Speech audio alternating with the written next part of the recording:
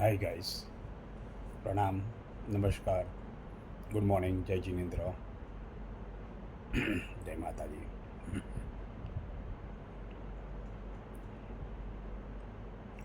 આપણે શ્રીમદ રાજચંદ્ર હેન્ડબુકમાંથી અમુક મહાવાક્યો છે એ વાંચીશું.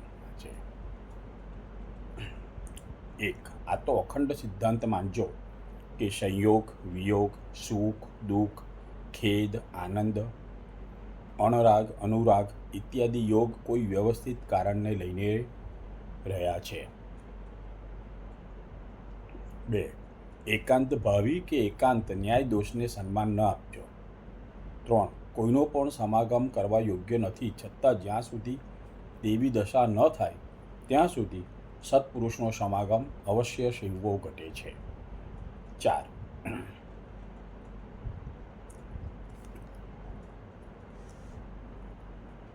જે કૃત્યમાં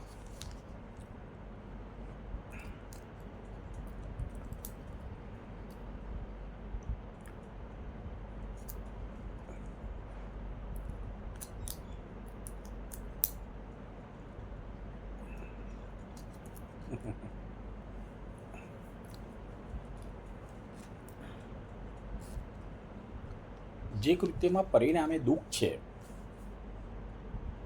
તેને સન્માન આપતા પહેલાં પ્રથમ વિચાર કરો. 5, કોઈને અંતઃકરણ આપશો નહીં, તેનાથી ભિન્નતા રાખશો નહીં. ભિન્નતા રાખો ત્યાં અંતઃકરણ આપ્યું તે ન આપ્યા સમાન છે. 6, એક ભોગ ભોગવે છે છતાં કર્મની વૃદ્ધિ નથી કરતો અને એક ભોગ નથી ભોગવતો છતાં કર્મની વૃદ્ધિ કરે છે. તે આશ્ચર્યકારક પણ સમજવા યોગ્ય કથન છે. 7, યોગાની યોગે બનેલું કૃત્ય બહુ સિદ્ધિને આપે છે.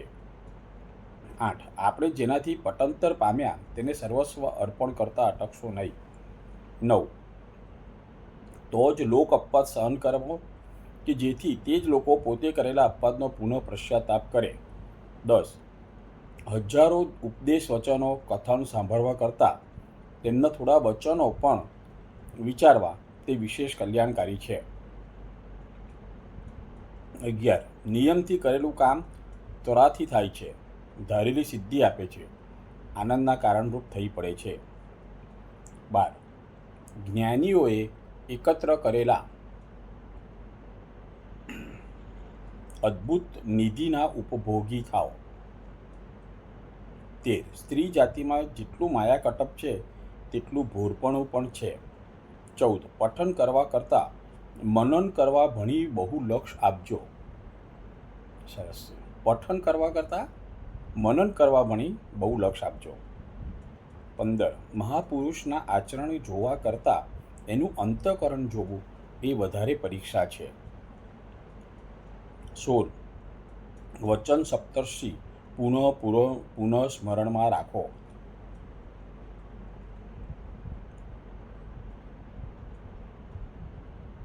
17, મહાત્મા થવું હોય તો ઉપકાર બુદ્ધિ રાખો, સત્પુરુષના સમાગમમાં રહો, આહાર વિહાર આદિમાં અલુપ્ત અને નિયમિત રહો, સત્શાસ્ત્રનું મનન કરો, ઊંચી શ્રેણીમાં લક્ષ્ય રાખો. 18, એ એકે ન હોય તો સમજીને આનંદ રાખતા શીખો. 19, વર્તનમાં બાળક થાઓ, સત્યમાં યુવાન થાઓ અને જ્ઞાનમાં વૃદ્ધ થાઓ. વર્તનમાં બાળક થઈ જાઓ, બાળક જેવા થઈ જાઓ, સત્યમાં યુવાન થાઓ અને જ્ઞાનમાં વૃદ્ધ થાઓ. 20, રાગ કરવો નહીં, કરવો તો સત્પુરુષ ઉપર કરવો, દ્વેષ કરવો નહીં, કરવો તો કુશીલ પર કરવો. 21, અનંત જ્ઞાન, અનંત દર્શન, અનંત ચારિત્ર અને અનંત વીર્યથી અભેદ એવા આત્માનો એક પર પણ વિચાર કરો. 23,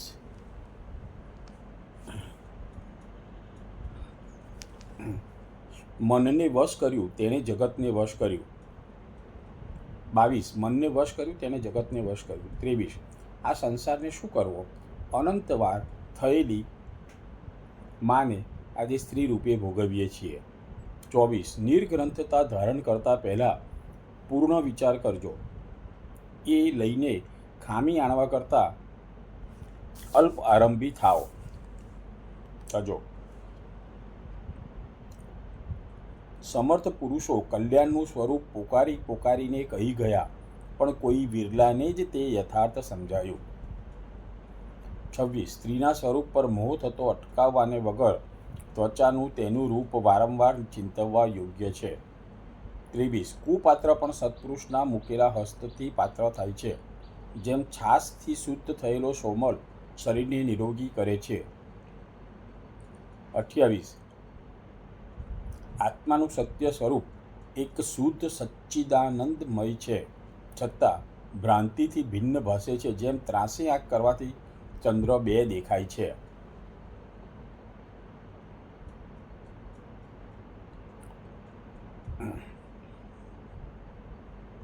29. યથાર્થ વચન ગ્રહવામાં દંભ રાખશો નહીં કે આપનારનો ઉપકાર ઓળવશો નહીં. 30. અમે બહુ વિચાર કરીને આ મૂળ તત્વ શોધ્યું કે ગુપ્ત ચમત્કાર જ સૃષ્ટિના લક્ષ્યમાં નથી. તો આભાર મિત્રો.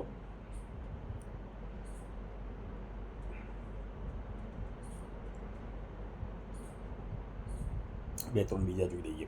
31. નિર્મળ અંતઃકરણથી આત્માનો વિચાર કરવા યોગ્ય છે. રડાવીને પણ બચ્ચાના હાથમાં રહેલો સોમલ લઈ લેવો, અને જ્યાં હું માને છે ત્યાં તું નથી, અને જ્યાં તું માને છે ત્યાં તું નથી. 34. હે જીવ, હવે ભોગથી શાંત થા. શાંત વિચાર તો ખરો કે એમાં કયું સુખ છે. 35. બહુ કંટાળીને સંસારમાં રહીશ નહીં. 36. સત જ્ઞાન અને સતશીલને સાથે દોરજે. 37. એકથી મૈત્રી કરીશ નહીં, કર તો આખા જગતથી કરજે. વાહ. 38. મહાસૌંદર્યથી ભરેલી દેવાંગનાના ક્રીડા વિલાસ નિરીક્ષણ કરવા છતાં જેના અંતઃકરણમાં કામથી વિશેષ વિરાગ છૂટે છે, તેને ધન્ય છે, તેને ત્રિકાર નમસ્કાર છે.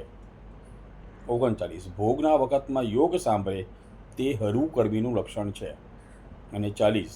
છેલ્લું, આટલું હોય તો તું મોક્ષની ઈચ્છા કરતો નથી. આખી સૃષ્ટિ સત્શીલને સેવે, નિયમિત આયુષ્ય, નિરોગી શરીર, અચર પ્રેમી પ્રેમદા, જ્ઞાનાંકિત અનુચર, કુળદીપક પુત્ર, જીવન પર્યંત બાલ્યાવસ્થા, આત્મતત્વનું ચિંતન. આ સાથે આપણે અહીંયા અટકીએ છીએ. આભાર.